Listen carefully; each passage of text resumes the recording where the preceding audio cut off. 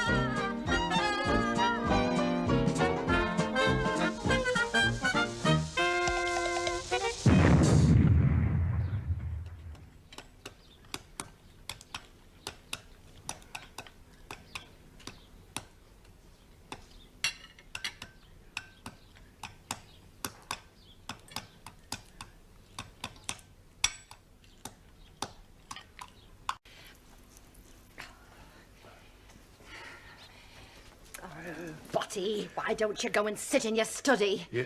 Finish your cigar in there. No. Oh, Botty. Oh, what's wrong? Nothing. Yes, there is. Look, you know very well that today is the day of my dreams. At last it's happened. Hey? Lady Markham's coming to visit. Bott's digestive sauce is just as good as she is. Oh, no, it isn't. What? Lady Markham happens to be high society, and I don't want you dropping your H's all over the place. Dropping my H's? Botty, go and sit in your study. Lady Markham, madam. Oh, you see? Come, All quick, right, quick, don't go on. start. No, I'm Go on, hurrying. should've gone. Hurrying. Stay in there until after she's gone. My dear Mrs. Bott. Oh, Mrs... Your ladyship... Well, may I sit down? Would you? You know the purpose of my visit. I would like to co-opt you onto my garden fete committee. Oh, yes, Lady Markham. I shall be very pleased to be on your committee. I will most certainly have a stall. Now, what stall would you suggest? What stall? Any stall. The provision stall, if you like. I could stock it completely out of our gardening.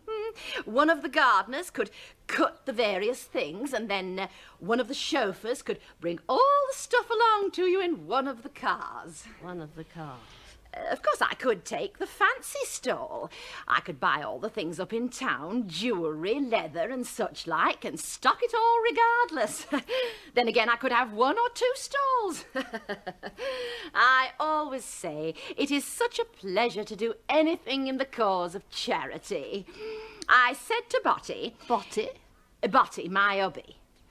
I said, Botty, I said, why is all this here boundless wealth given to us if we can't give somebody else a leg up? Mind you, Lady Markham, when I had a stall here at our fete, it was crowded. Of course, our gardening holds hundreds, but I spent £600 myself on that stall, and I didn't take a penny out of the profits, no, not to cover my expenses. Of course, this place is a great responsibility. 40 acres, 20 indoor servants, 10 outdoor ones. It's not the money, of course. Oh, no, I mean, we don't have to think about a thing like that. No, it's the feeling of responsibility. I came over quite queer last week. I put it down to that. Queer? Yes, liver. Oh, queer.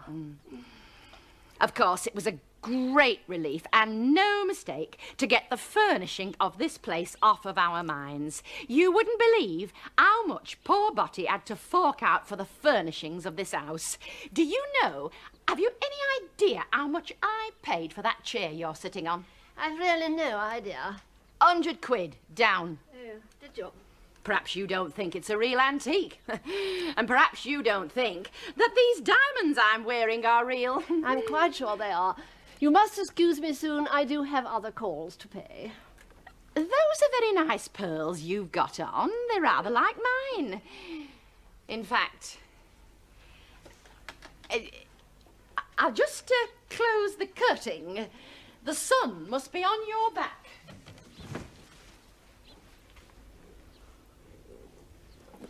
Oh, yes, they are very much. Before you go, I'm sure you'd like to meet my little girl, Violet Elizabeth. I'll just go and try to find her. Oh dear, what an appalling woman.